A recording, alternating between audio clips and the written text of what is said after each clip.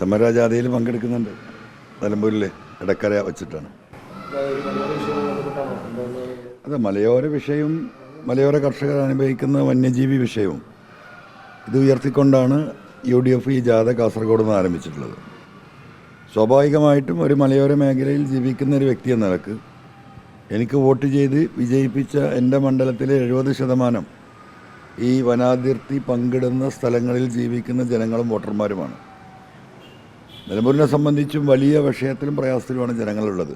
വന്യമൃഗവുമായി ബന്ധപ്പെട്ടും ഫോറസ്റ്റിൻ്റെ അമിത അധികാര ദുർവിനിയോഗമൊക്കെ. അപ്പോൾ സ്വാഭാവികമായിട്ടും അതിനെതിരെ UDF നടത്തുന്നൊരു സമരത്തിൽ പങ്കാളിയാകും.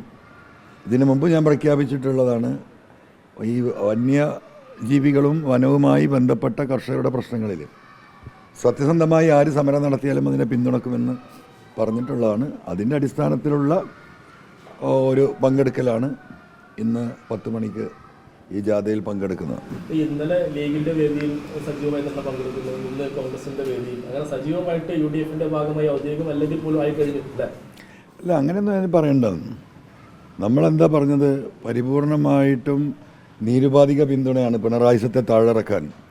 ഞാൻ എൻ്റെ MLA പദവി രാജിവെക്കുന്ന ആ സദസ്സിൽ നിലമ്പൂരിലെ ജനങ്ങളോട്, കേരളത്തിലെ 3.5 കോടി ജനങ്ങളോട് പറഞ്ഞ ഒരു വാക്കതാണ്, പിണറായിസം അവസാനിപ്പിക്കണം. കാരണം അത്ര വലിയ ദുരിതത്തിലാണ് കേരളത്തിലെ ജനങ്ങളുള്ളത്.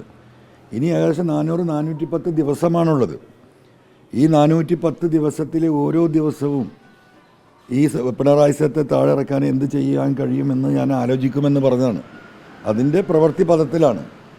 കേരളത്തിൻ്റെ ചരിത്രത്തിൽ ഇടതുപക്ഷത്തിന് ഇന്ന് വരെ കിട്ടിയിട്ടില്ലാത്ത തോൽവിയുടെ പ്രഹരം ഈ തെരഞ്ഞെടുപ്പിൽ വരാനിരിക്കുന്ന 2026 തെരഞ്ഞെടുപ്പിലുണ്ടാകും.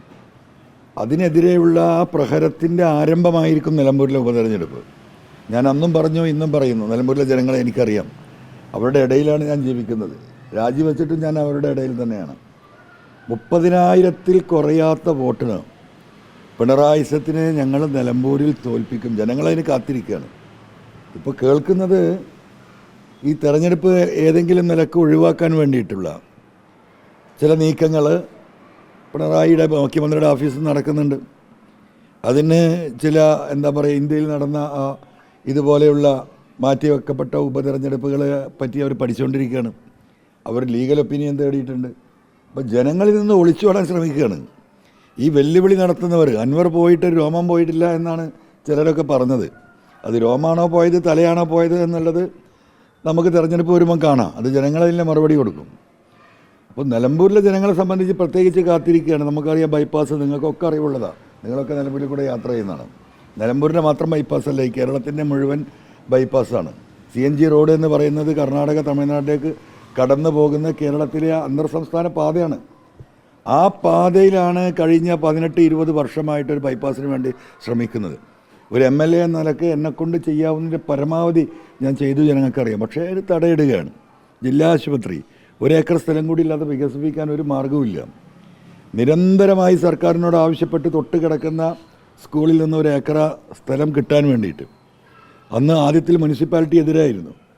പിന്നീട് LDFന് മുനിസിപ്പാലിറ്റി അധികാരത്തിൽ വന്നു. അവരുടെ ഇടപെടൽ വഴകയായിട്ട് മുനിസിപ്പാലിറ്റി അതിന് തീരുമാനമെടുത്തു. സർക്കാരിലേക്ക് ആ തീരുമാനം അറിയിച്ചിട്ടും നിലമ്പൂരിൽ മാത്രമല്ല, ഇവിടെ തമിഴ്നാട് ഗൂഡല്ലൂർ തൊട്ട് വണ്ടൂർ, എടവണ്ണ തുടങ്ങിയിട്ടുള്ള മുഴുവൻ സ്ഥലങ്ങളിലെയും ജനങ്ങൾ വരുന്ന, ആയിരക്കണക്കിന് ആദിവാസികളും ദളിതരും വരുന്ന ഒരു ആശുപത്രിയിൽ സർക്കാർ കേന്ദ്ര ഫണ്ടുണ്ട്. 25 കോടി രൂപ ഇപ്പോൾ കിടക്കുകയാണ്. 1 ഇഞ്ച് സ്ഥലമില്ല. അതിനൊരു ഇത്തിരി ഭൂമി വിട്ടുതരാൻ അവർ തയ്യാറായിട്ടില്ല ഇന്ന് വരെ. എന്താ കാരണം?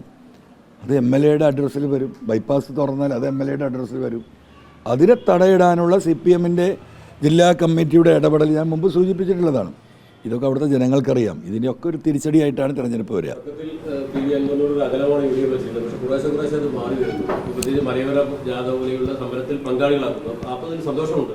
സന്തോഷമുണ്ട്, സ്വാഭാവികമല്ല. അതൊരു സ്വാഭാവികമായ പ്രോസസ്സിൻ്റെ ഭാഗമാണല്ലോ.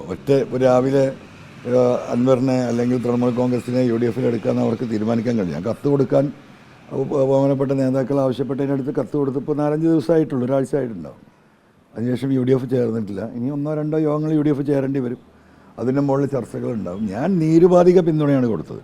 ആ നിരുപാധിക പിന്തുണ കൊടുത്തതിൻ്റെ അടിസ്ഥാനത്തിൽ തന്നെയാണ് ഈ പറയുന്ന ഇന്നത്തെ സമരജാഥയിലൊക്കെ പങ്കെടുക്കുന്നത്. അപ്പോൾ നമ്മൾ ഒരൊറ്റ ഉദ്ദേശമേ ഉള്ളൂ. കാരണം എൻ്റെ ഒരു നിയമസഭാ സാമാജികത്വം ജനങ്ങൾക്ക് സമർപ്പിച്ചത് കൊണ്ട് ഇവിടെ ഒരു വലിയ മാറ്റത്തിനൊരു തുടക്കം, പിണറായിസത്തിന് ഒരു അറുതി. ഈ പറയുന്ന ഫോറസ്റ്റിൻ്റെ നിയമ ഭേദഗതി എന്തുകൊണ്ടാണ് പിൻവലിച്ചത്? നിങ്ങളൊന്ന് ആലോചിച്ച് നോക്കൂ. അങ്ങനെ ഒരു ചർച്ച ഉണ്ടായിരുന്നു കേരളത്തിൽ. അങ്ങനെ ഒരു ബില്ലിനെ കുറിച്ച് ആർക്കെങ്കിലും അറിയുമായിരുന്നോ? അങ്ങനെ ഒരു ഘട്ടത്തിലേക്ക് അതിനെ എത്തിച്ച് കേരളത്തിലെ 3.5 കോടി ജനങ്ങളുടെ ശ്രദ്ധ അതിലേക്ക് കൊണ്ടുവന്ന് ഒരു മലയോര മേഖലയിലെ MLA നിലക്ക് മലയോര കർഷകരുടെ മനുഷ്യരുടെ ജീവൻ രക്ഷിക്കാനാണ് ഞാൻ എൻ്റെ MLA-ഷിപ്പ് ത്യജിച്ചത്. അത് നിലമ്പൂരിലെ ജനങ്ങൾക്ക് അറിയാം. അതുകൊണ്ടാണ് ഈ പറയുന്ന മനുഷ്യത്വ വിരുദ്ധ ഫോറസ്റ്റ് നിയമ ഭേദഗതി സർക്കാർ പിൻവലിച്ചത്. അതൊക്കെ ജനങ്ങൾ കണക്കാക്കുന്നുണ്ട്. അതിൻ്റെയൊക്കെ പ്രതിഫലനം ജനങ്ങൾക്ക് എന്താ ചെയ്യാൻ പറ്റുക? വോട്ടിലൂടെ ചെയ്യാൻ പറ്റുക. അത് നിലമ്പൂരിലെ ബൈ ഇലക്ഷനിൽ പ്രതിഫലിക്കും.